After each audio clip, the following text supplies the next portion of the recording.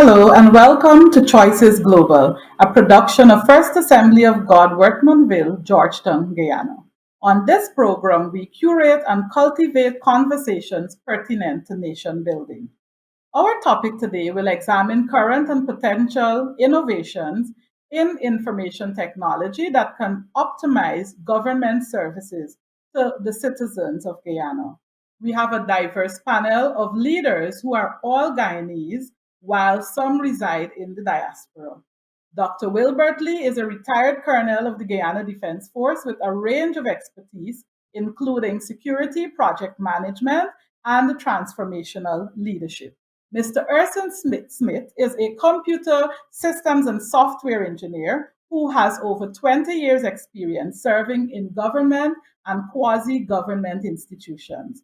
Mr. Martin Messiah is a digital marketing consultant with a global footprint, all residing in Guyana, alongside Mr. Kurt Corbin, a security project management and administration professional residing in Geneva, Switzerland, with yours truly, Chevron Corbin, your moderator. Welcome, panelists. Today, as we frame the discussion on innovations in information technology that can be digitally driven for Guyana by 2030, we know that the National Data Management Authority has been charged with executing the National E-Government Program with long-term objectives focused on enabling equitable digital citizenship and transparent, accountable, responsive, and efficient governance for all Guyanese. Urson, you are our IT expert, and so the first question is for you. Reflecting on Guyana's e-governance program and leveraging a McKinsey report that was done for global governance in 2016, what are your thoughts on opportunities to transform government through digitization? Okay, well, thank you very much for that introduction, Siobhan, and it's indeed a pleasure to be a part of this panel. Um, in responding to your question, there's no doubt that Guyana has lots of potential. There's lots of places we can go as far as IT is concerned. Guyana, like all other countries, when you look at how we have moved through the along the IT continuum, if we think back, as far as computers and information technology, most of us, when we started off, our first computer was probably a calculator or an adding machine. And then over the years, we moved a bit beyond that, and we got into things like, I guess it became in a way a word processor or something that did our spreadsheets or balance sheets. When we started getting into the personal computers with word processors and those different spreadsheet applications, and then we moved over to internet. The internet came on scene, and then primarily we started using or ICT. We thought of things like email, some web browsing. So we got lots of our information. That was our library, our information library. We went there to research information, and of course, things continue to evolve, and we had social media, and we have all of these different collaborative apps and all of those things. But along the way, I think that's something that has been missing in our part, that the rest of the world, or at least the developed world, let me be clear with that, they have moved now where IT has moved beyond just those things I just discussed, and we now start to provide services to our citizens.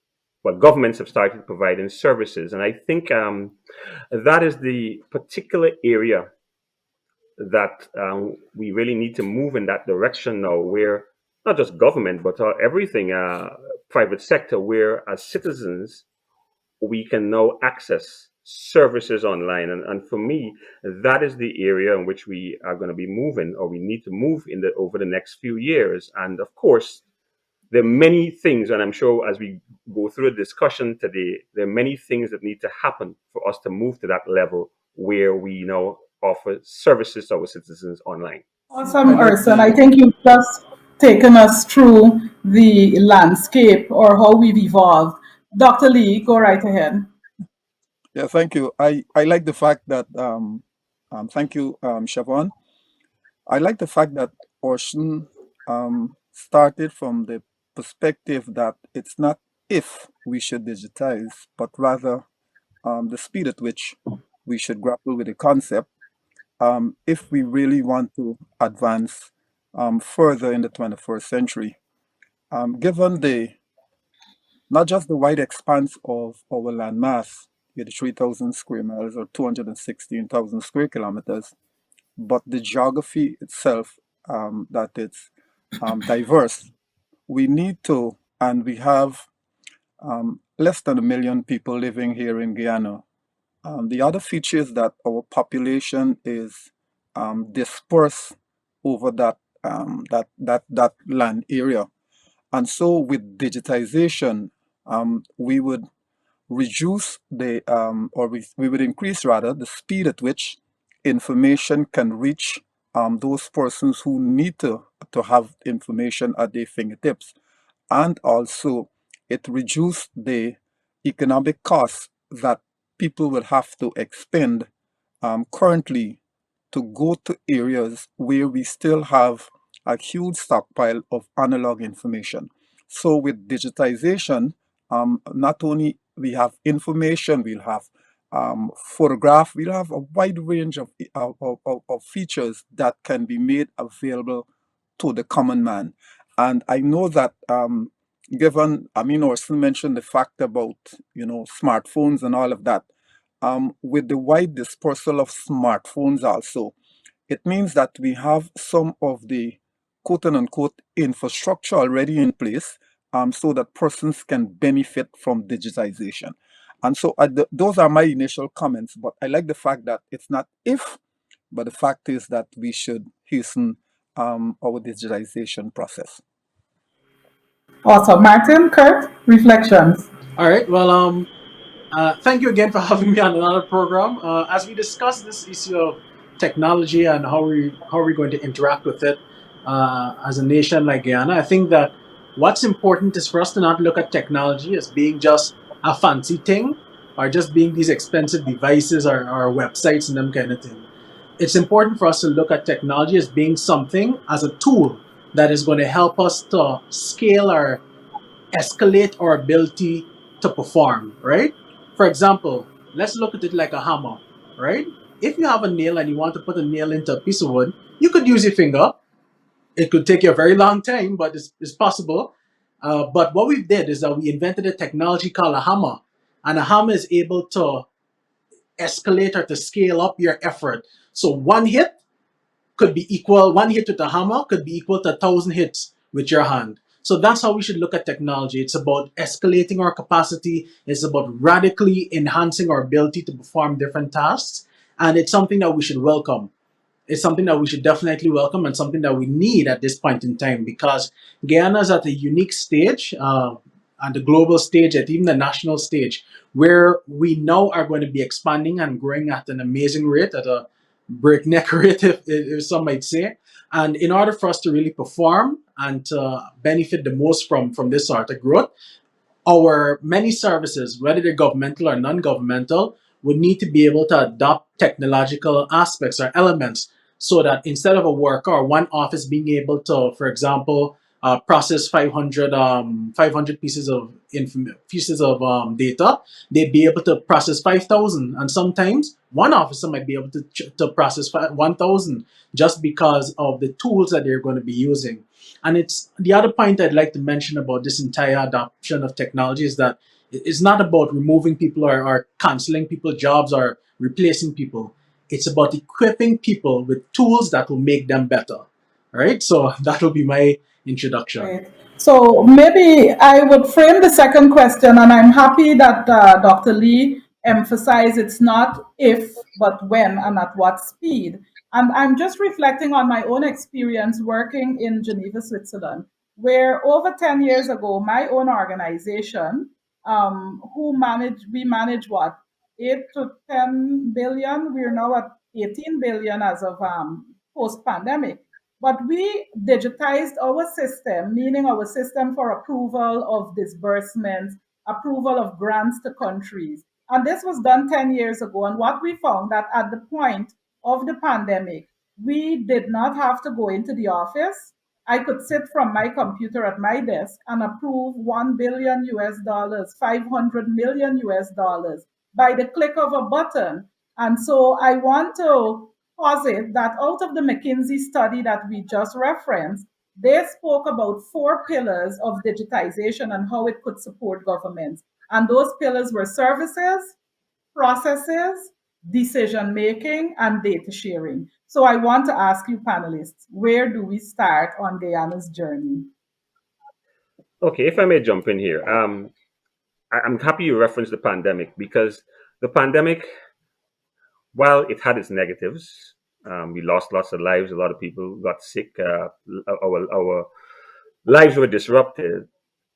It made us realize that the way in which we thought things had to be done, it it wasn't essential. Certain things we considered essential were no longer essential. Face-to-face meetings, having to turn up to the office every day, having to fill out a form, etc. We recognized that things can be, well, we out of necessity we had to do things another way. So, and I think coming out of that, it has now made citizens, even those who might not have been exposed to what existed previously in the developed world, because in the case of the developed world, they had some of these systems, as you already referenced, Chevron, in place before, but we didn't have it here, so we were forced to have it. And I think now, as citizens, we are demanding more of those things. So for us here in Guyana, we, as we all know, we are a very analog, or let's put it here, paper-based society. So there are lots of, for us to start to go and put our services online, to go in that direction, we have to digitize. We have to convert a lot of our people. So that's one place to start. But those who are thinking and critically about what I said may respond and say, well, you know what? That's a lot of work. When are we going to get where we're going to go? And so my response to that is this: we have to use a parallel process. We can't wait until we digitize everything to put our services online. So we can actually, I mean, fortunately for us, there are already some services available online. So, for example, one of the more popular things we know, it's tax season right now in Guyana, and we know we can file our taxes online. Um, and we upload, we scan the documents and all of that, and we can submit our tax returns. But to so do now, it required some legal changes. I have some colleagues who work at the Revenue Authority, and a simple thing like a signature. Remember, our laws may have defined that you must have a return, for example, submitted on a paper, and the person must have signed, and all those things. And different application systems, processes may dictate those things will be required. So that in itself required a legislative change.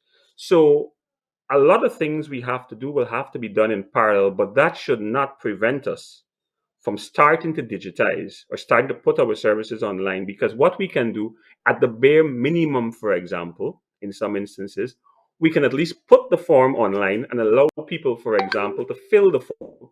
And then having filled out the form, you the process at least starts. So by the time if you still have to turn up to the ministry or to the government agency or wherever, at least the process has started. You might have even had a scheduled date to come in. So when you come in, you know you'll be treated at a particular time. So we have to start somewhere, and we don't have to bite everything off at the same time. That's what I'm trying to say.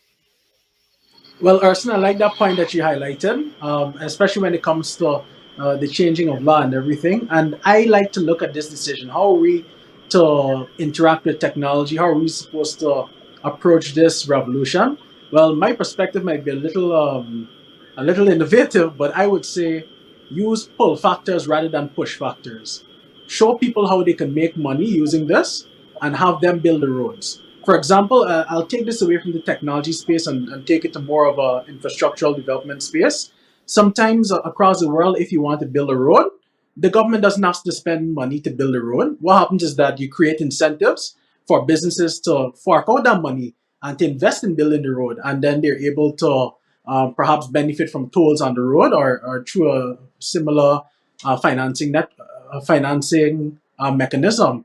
So when I say pull factors, what I mean is focus on the activities when it comes to this transition that will empower persons to develop pathways to develop these information superhighways. And one of the biggest ones, as I would mention, as Orson also highlighted, is the one with online payments and legislation.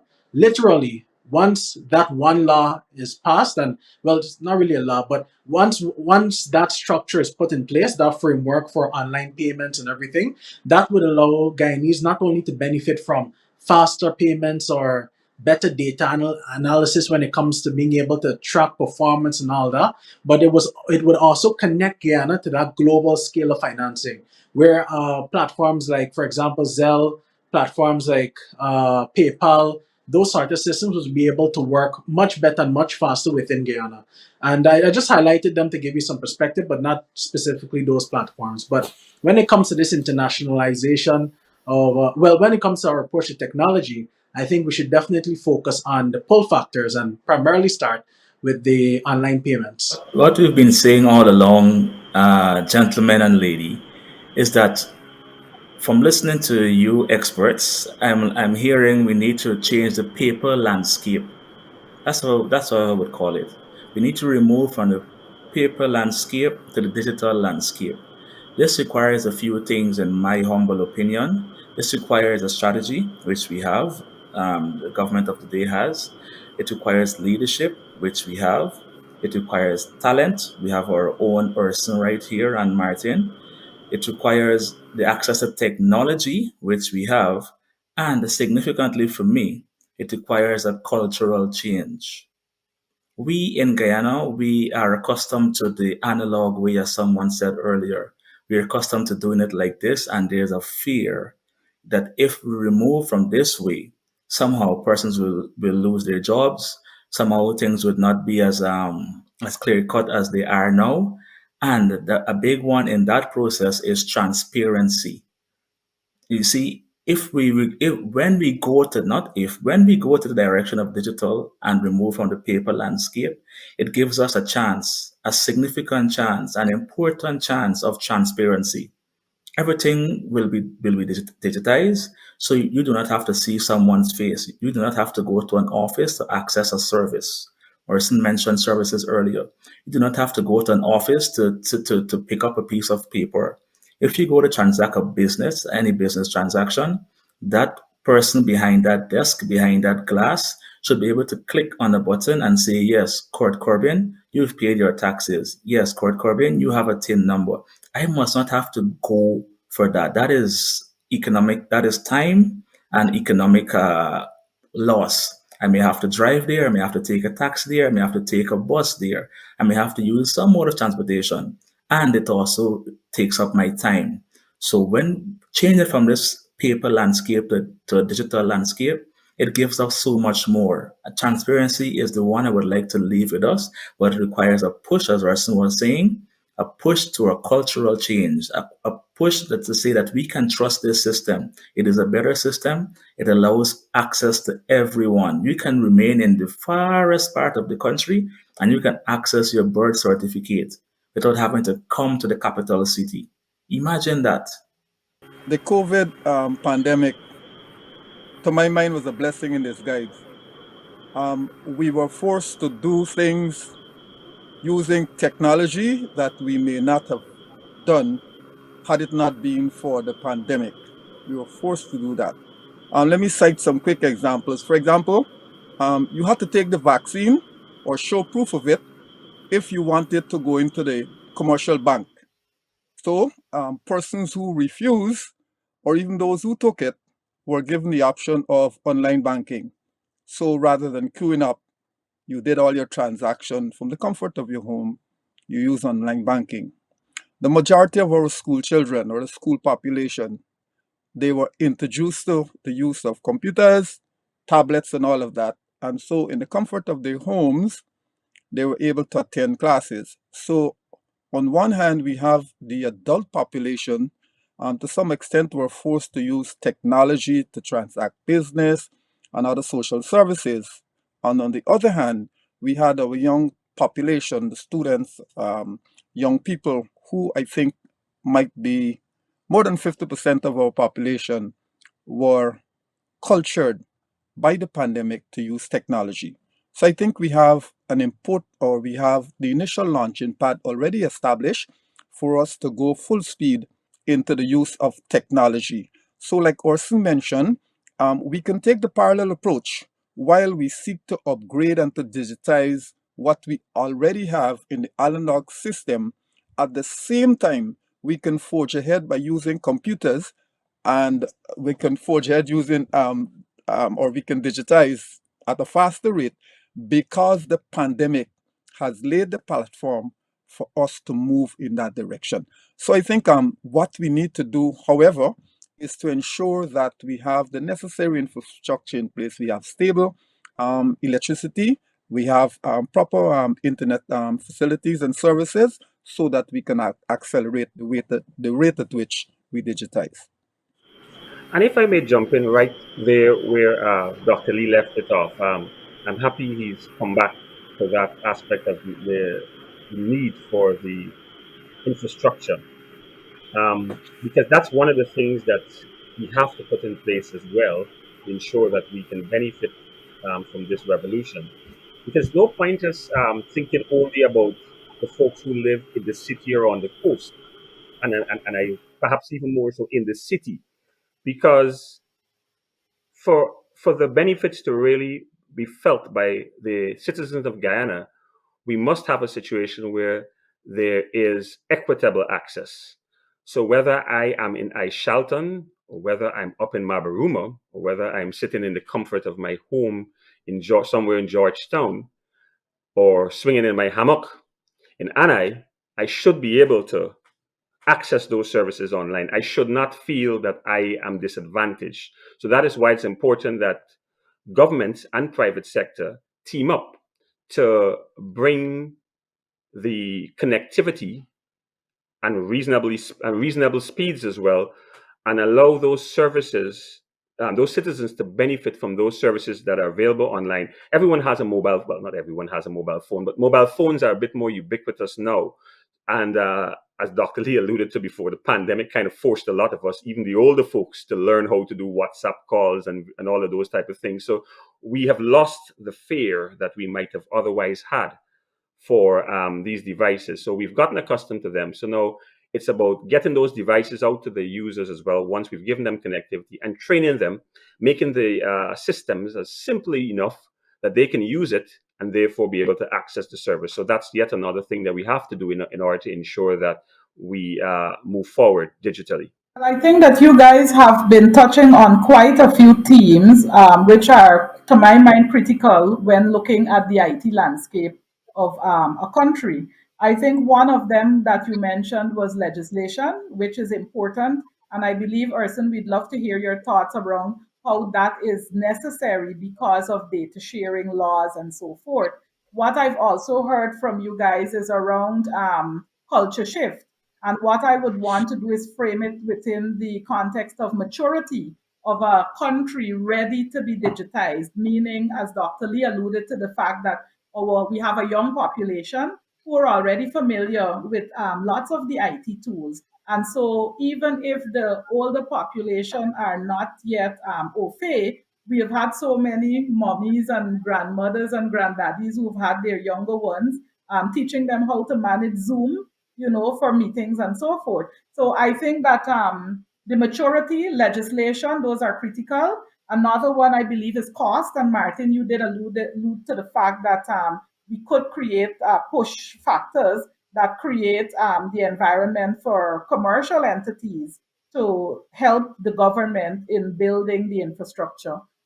Dr. Lee, again, you alluded to the fact that digitization could reach to the outlying areas. And I read one article in the Diaspora News for Guyana, actually. We were just at the Guyana Embassy in Geneva. And reading that article, it mentioned, of course, the cost. The density per population of Guyana has been uh, limiting factor. But if we get across that or get beyond that, what I'd want to ask you, what are some concrete government services that you see an opportunity to start in small ways to digitize? For example, if I could go with one, I've observed that entering Barbados, you can fill in the immigration form online, and then they would simply use a QR code And to my mind, that would speed up the service when you are entering Barbados. And if you're thinking in terms of tourism revenue, these are things that tourists are looking for. How easy or difficult is it to enter and pass the airport so that I can get on with enjoying the country? Another is the visa processing. I've traveled to Right. places like Tanzania and Zimbabwe where I just filled everything online at my comfort and time. And so those are things you appreciate as, ease of doing business, I think is the indicator we use, right, Martin? So what are your reflections on some concrete um, ways in which we can start on this maturity journey? Well, I would highlight my favorite one to highlight is the payment. For example, making as many government any payments to government, make it easy to do it online. And I could even highlight this one experience. So I remember when I had to purchase fish for a specific project I was working on, and there was a government agency that had this fish, and in order for you to make the payments, you couldn't even make the payments at where the fish were located. You had to make it at a different office, and then you had to know the exact price and the exact quantity and everything in order for you to facilitate the payment.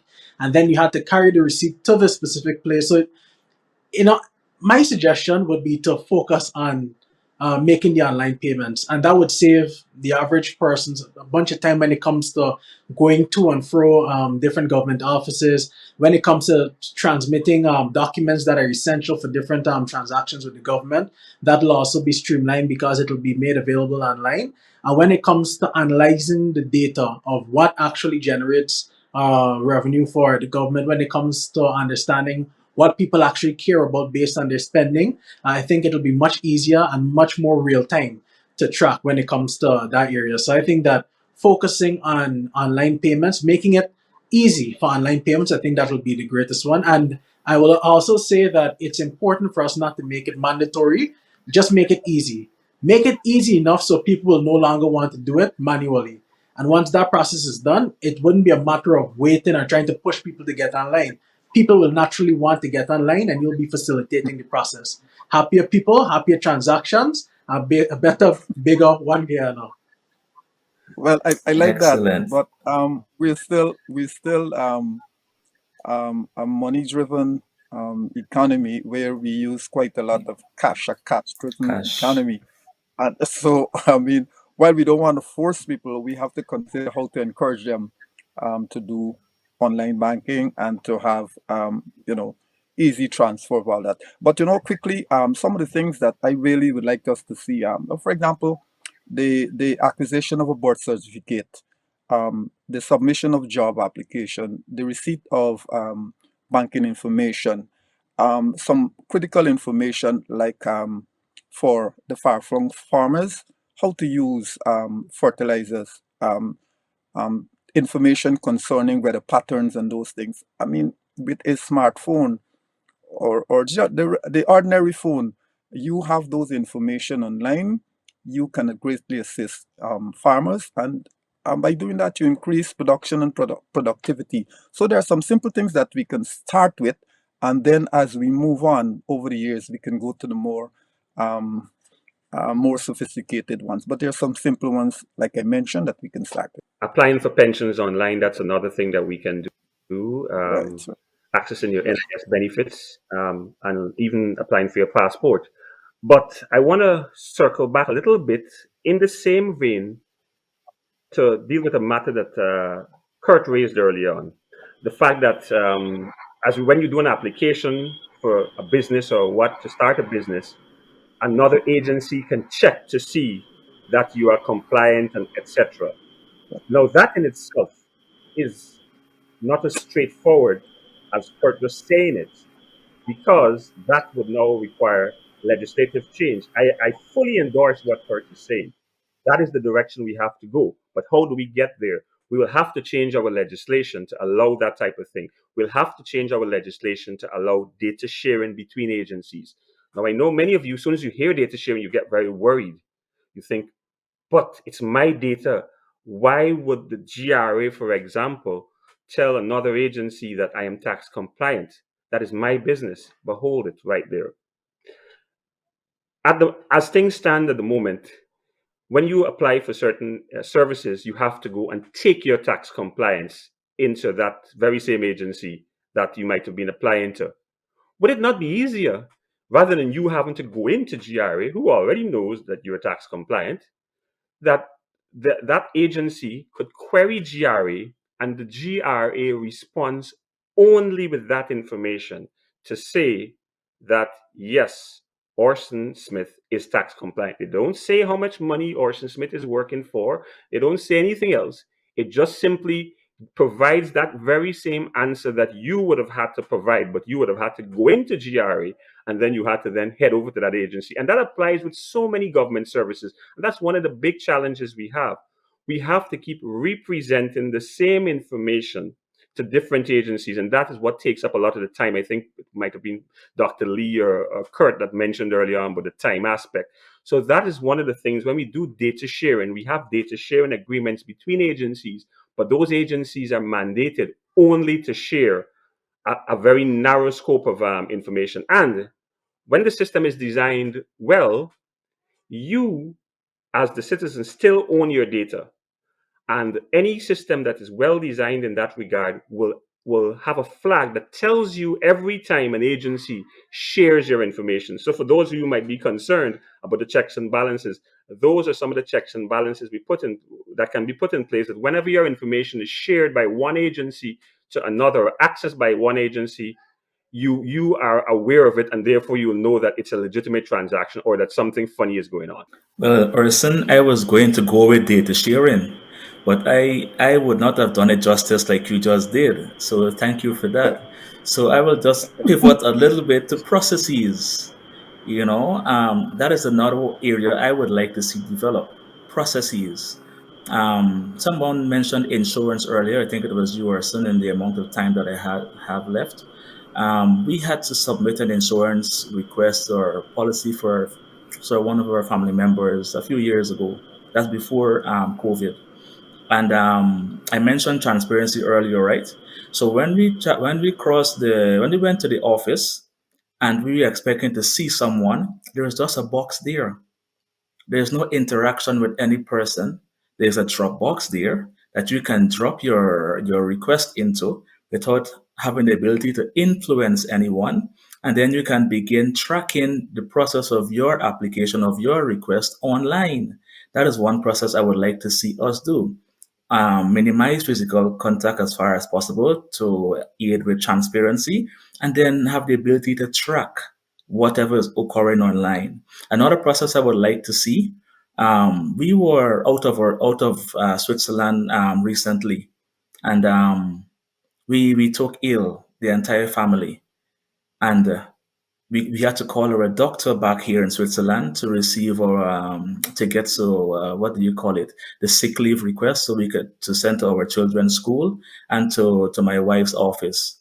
A simple email did this trick, um, panelists. A simple email. We called the doctor. We explained. We took photos on our smartphones or son, thinking we'd have to show proof and so on and so forth of what is wrong. A simple email, a simple explanation. Our doctor said, okay, the sick leave came, and then we were able to email it to our children's school. And the time off, they weren't considered as absent, they were considered as sick. They stayed home sick from school. Processes, a simple email. And I mentioned earlier about trust and culture. This is where we need to get to show that technology is something that we can trust. Trust is a big thing in any society. And that's what I would like to see. I would like to see processes, whatever that process is, be made easier. You mentioned legislation to change signatures and so forth. These things can be done now. They can be done now, as you said, concomitantly, Orson. Madam Moderator? Well, thank you, panelists. Our time is up, but I believe we started off wanting to discuss and examine how information technology could help to improve government services. And I want to emphasize the four pillars we started off with. There are about services, processes, there is data sharing, and there is decision making. And that's all the time we have. I would also maybe want to suggest that with local content being a conversation, it will be important for us as Guyanese to understand the digital landscape and make use of it on rather someone else coming and taking the opportunities that we may have. Thank you to our panelists for such a lively discussion as we seek to create conversations that shape the destiny of our nation. To you, our viewers, thank you for joining this episode. Please keep in touch with us at faogw.org or our YouTube channel, Choices Global. Join us again on May 8th for another episode. I am Chevon Corbin, your moderator for today, encouraging you to remain safe. This is Choices Global.